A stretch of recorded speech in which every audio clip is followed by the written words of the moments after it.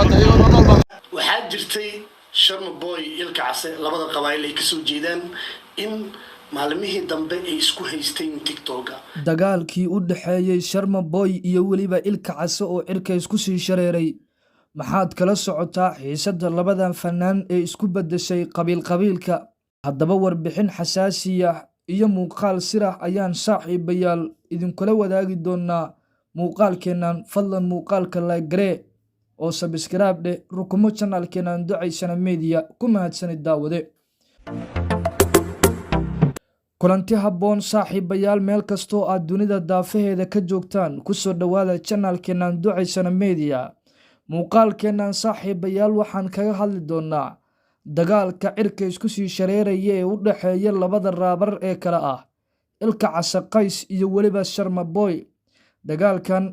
dagaalkan oo socda isla mar ahaantaana soo bilowday si aadan u soo shaac baxay maalinnimadii shalay ahayd kadib markii uu soo saaray fanaanka lagu magacaabo Sharma Boy hees uu si toos ah ugu karbaasayo alfanaan ilka case qays ayaa waxaa soo baxaya oo baraha bulshada lagu hadalhayaa arrimo ku aadan in labadan fanaan ay ka dambayso dagaalkooda arrimo qabiileed isla mar ahaantaana labada qabiil ay ka soo kala jeedaan muddooyinkan dambe ay isku haysteen aaladda nuuca loo yaqaano TikTok-ga qaar ka mid ah shakhsiyaadka ugu caansan baraha bulshada isla mar ahaantaana sida aadka ah ugu dhow alfanaan Sharma Boy iyo waliba sidoo kale alfanaan ilka case qays ayaa waxa ay barahooda bulshada ku baahinayaan in labadan fanaan isku dhacooda ay ka dambayso arrimo qabiil iyo sidoo kale in ay ka dambayso arrintan tagitaankii alfanaan Sharma Boy uu tagay cariga dalka Amerika qaasatan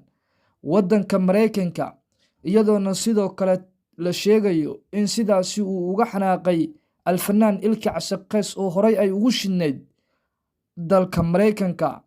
waxaana sidoo kale soo baxaya haatan warar kala duwan oo ku aadan arrinka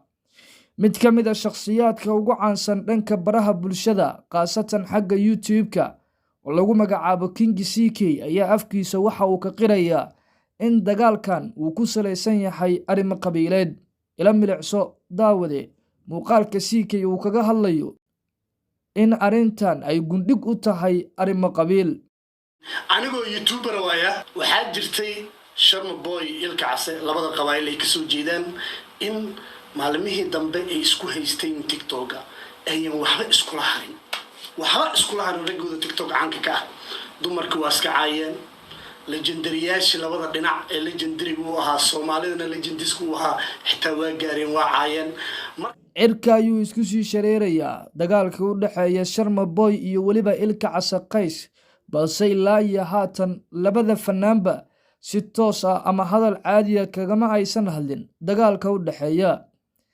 mana ahan dagaalkii ugu horeeyay oo labadan fanaan ay iswajahaan horay ayay xurgufu dhex martay ama sida fanaaniintaba ay u yaqaanaan beef hore ayuu dhex maray waxaana sidoo kale haatan ay noqonaysaa markii labaad oo labadan fanaan ay dhex marayso dirir ama beef sida fanaaniinta raabariinta ay wada yaqaanaan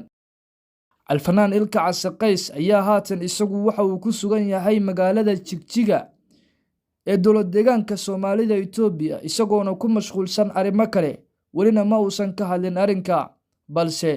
xaaska alfanaan ilka case qays oo ku jirta live isla mar ahaantaana qaar ka mid ah bulshada Soomaaliyeed ay u soo wada qorayeen kommentiyo ama aragtiyo ku aadan maad ka hadashid arrinkan ayaa waxa ay ugu jawaabaysay maxaad igu soo qoraysaan arrimahan oo ma idin dejiya dadka qaarkood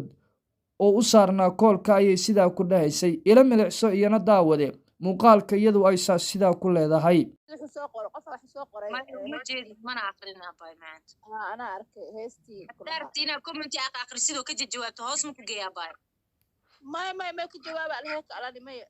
هذا ما هدارت dadka inaad balay uga gashido oo commentiyada akhrisid oo sheegtid hoosan ku geena akhri balay u galgal caadi waay ما دمر قف كلا سوق ولا دمعه أبا ها قف كلا سوق هاي سوق قف حبيبتي دمر ku mahadsanid daawashada muuqaalkan fadlan haddii ay tahay markii kuugu horeysay oo aad soo booqato channelkeena ducaysana media subscribe dhoo gambaleel ku furo channelkeena sida aad noola socoto xogaha maalinlaha ah oo aan soo gelino bogeenan laagaree beejkeena Facebook oo follow dheh naguna soo biir ku mahadsanid daawade.